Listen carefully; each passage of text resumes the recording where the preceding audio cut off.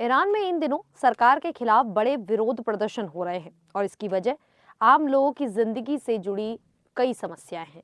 इस बात को अगर आसान भाषा में समझें तो दिसंबर 2025 के आखिर में ईरान की हालत बहुत खराब हो गई है।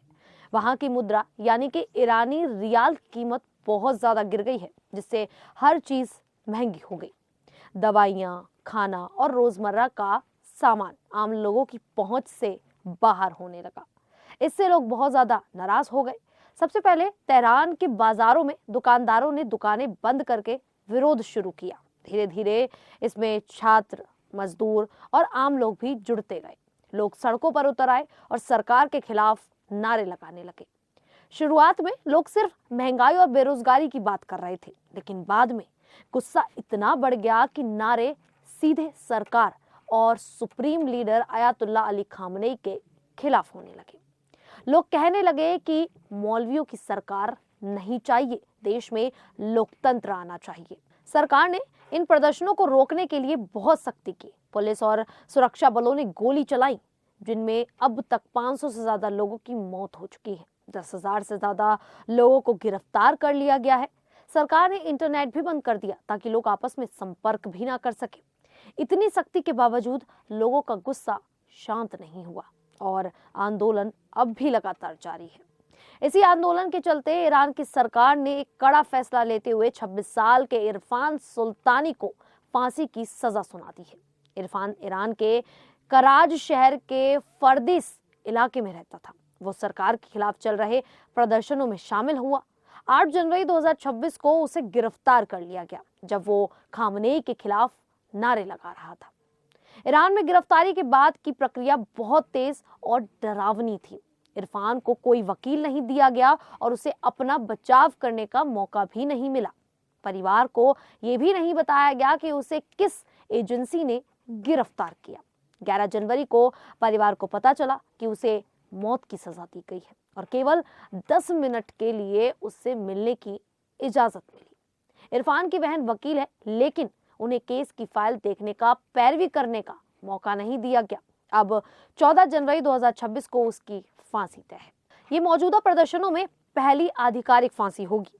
पहले सरकार ने प्रदर्शनकारियों को गोली मारकर दबाने की कोशिश की थी। अब डर फैलाने के लिए फांसी का सहारा लिया जा रहा है। कुछ रिपोर्ट्स कहती हैं कि ये सार्वजनिक फांसी हो सकती है ताकि बाकी लोग डर जाएं। मानवाधिकार संगठन इस मामले पर चिंता जता रहे हैं। नॉर्वे की हेंगा ऑर्गेनाइजेशन फॉर ह्यूमन राइट्स ने कहा कि इरफान का ट्रायल बिल्कुल पारदर्शी नहीं था। उसे कोई सही मौका नहीं मिला, ना फेयर ट्रायल हुआ और ना ही अपील का मौका।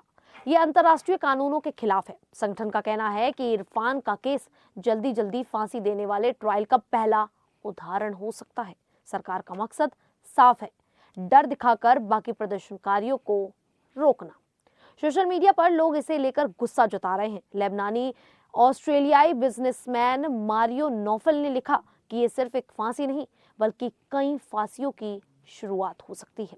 कई न्यूज आउटलेट्स ने भी चेतावनी दी है कि इससे सरकार और सख्ती कर सकती है। एक्स पर लोग #ईरान रिवॉल्यूशन 2026 हीरो जैसे हैशटैग चला रहे हैं और इरफान को हीरो बता रहे हैं।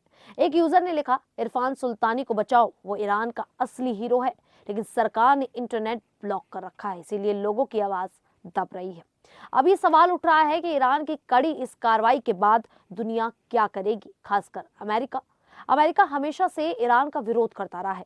न्यूक्लियर डील टूटने के बाद दोनों देशों के रिश्ते बहुत खराब हो गए हैं।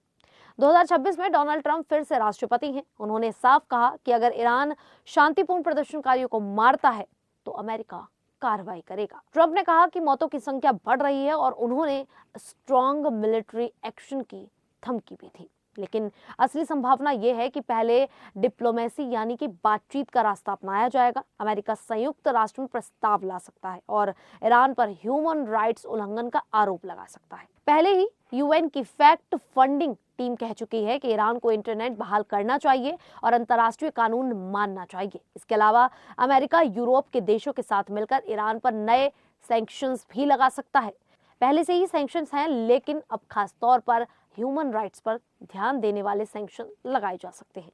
जैसे ईरानी अधिकारियों की संपत्ति जब्त करना या उनके बच्चों को अमेरिका में पढ़ाई से रोकना। थिंक टैंक अटलांटिक काउंसिल का कहना है कि अमेरिका को तुरंत ऐसे टारगेटेड सैंक्शंस बढ़ाने चाहिए ताकि ईरान पर दबाव पड़े। दूसरी संभावना ये भी हो सकती है कि अमेरिका ईरान पर आर्थिक दबाव डाले। ईरान की अर्थव्यवस्था पहले से ही बहुत खराब है।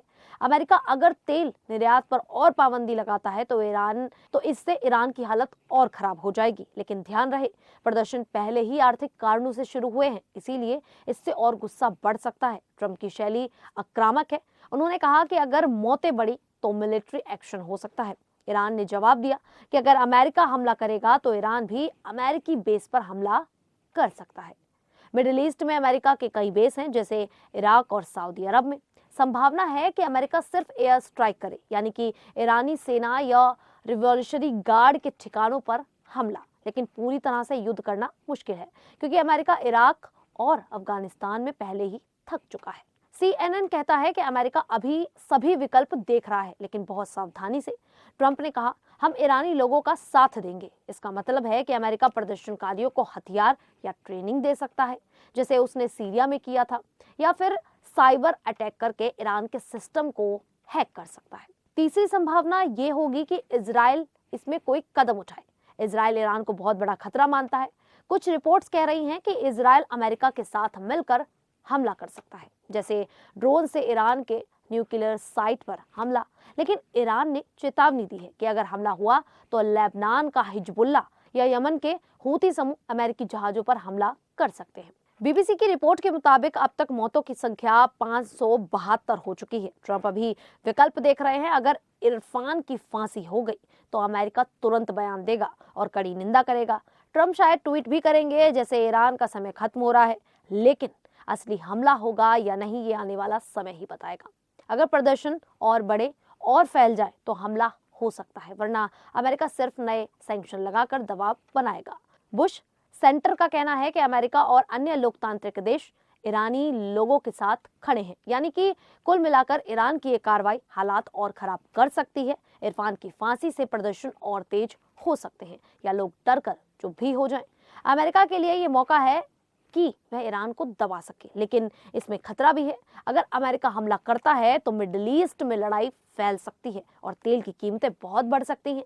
दुनिया कोशिश करेगी कि सब शांति से सुलझ जाए, लेकिन ट्रंप की शैली को देखते हुए कुछ बड़ा भी हो सकता है। फिलहाल सबकी नजर 14 जनवरी पर है। अगर फांसी रोक दी गई तो बातचीत और कूटनीति जीतेगी, वरना तनाव और बढ़ जाएगा। ईरानी लोग बहुत बहादुरी से लड़ रहे हैं और दुनिया को उनका साथ देना चाहिए। ये सिर्फ ईरान की लड़ाई नहीं, बल्कि दमन के खिलाफ एक जंग भी है। खैर, इस पूरे मामले को लेकर आप लोगों को क्या लगता है कि अमेरिका अब क्या सच में ईरान पर कोई बड़ी कार्रवाई कर सकता है या फिर नहीं? आप हमें कमेंट करके अपनी राय जरूर दें। अभी के लिए इतना ही।